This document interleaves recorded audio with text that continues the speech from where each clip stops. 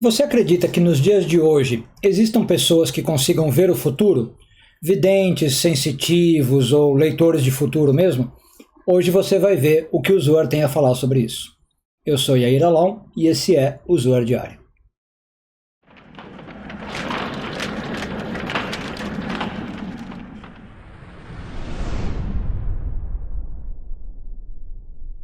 Essa semana encerramos a leitura da porção de Re'eh. Não existe um Zohar específico, então eu estou pegando trechos relacionados.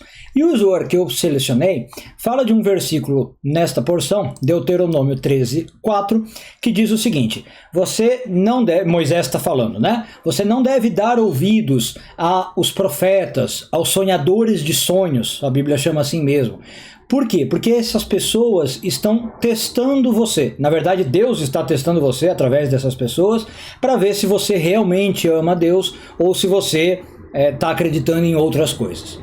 Então, Moisés está falando, o Zohar explica para nós, de um momento no futuro, e que alguns cabalistas que dizem que é o nosso tempo hoje, presente, em que Deus vai querer testar muito a fé das pessoas.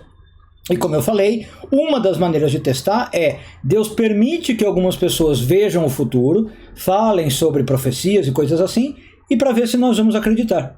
Então essas pessoas realmente podem ter esse poder, tá? Bom, antes de falar disso, desse poder, vale também a pena ver um profeta que pouca gente conhece, um profeta chamado menor na tradição, profeta Joel. Aliás, quem quiser dar uma lida no livro, são 3 capítulos só, mas em especial no capítulo 3, o Joel fala sobre isso também, sobre chegar uma época em que, no versículo 1 já do capítulo 3 ele fala isso, que Deus despejará o seu espírito sobre todas as pessoas, né? E as pessoas vão ter profecia, né? Mesmo os homens mais velhos vão conseguir falar sobre isso, né? Enfim, vale a pena dar uma lida. E a maioria dos cabalistas, de novo, explica que o Joel está falando de uma época como a nossa, tá? Em que as pessoas vão ter mais conexão realmente com o divino, Deus vai estar de algum modo mais próximo da Terra, e vai ser fácil para as pessoas terem profecia, como diz o Joel, falar sobre o futuro e coisas assim. Agora, claro que, e aí o Zohar explica, essas pessoas têm, vamos chamar de profecia, capacidade de ver o futuro, depende do seu nível espiritual.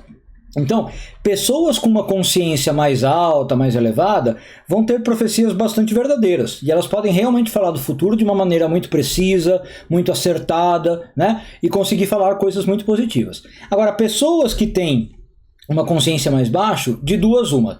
Ou elas vão fazer profecias que são verdadeiras, mas são baixas, não sei como explicar isso, de baixa relevância, de baixo escopo, não conseguem falar muito do futuro, né? Ou são profecias mais mundanas, vamos chamar assim, né? Não tem uma relevância necessariamente coletiva, tá?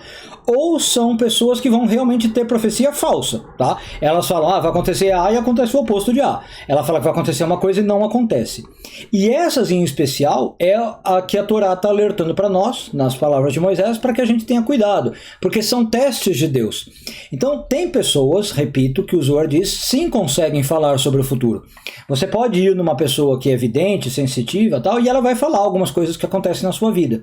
Mas se essa pessoa tiver uma consciência muito baixa, uma ligação de espírito muito baixa com Deus, ela vai falar, como eu disse, ou de coisas de curtíssimo alcance, né, do seu futuro extremamente imediato, e de coisas assim muito materiais, egóicas, relacionadas só com você, né? Ela não consegue falar de coisas mais relevantes para a humanidade, por exemplo. Não são como os profetas de antigamente, que falavam do coletivo, né, mensagens para todo o povo de Israel, ou envolvendo nações, envolvendo anos à frente. Por exemplo, o profeta Joel, que a gente disse, falando de 2000 anos à frente, né?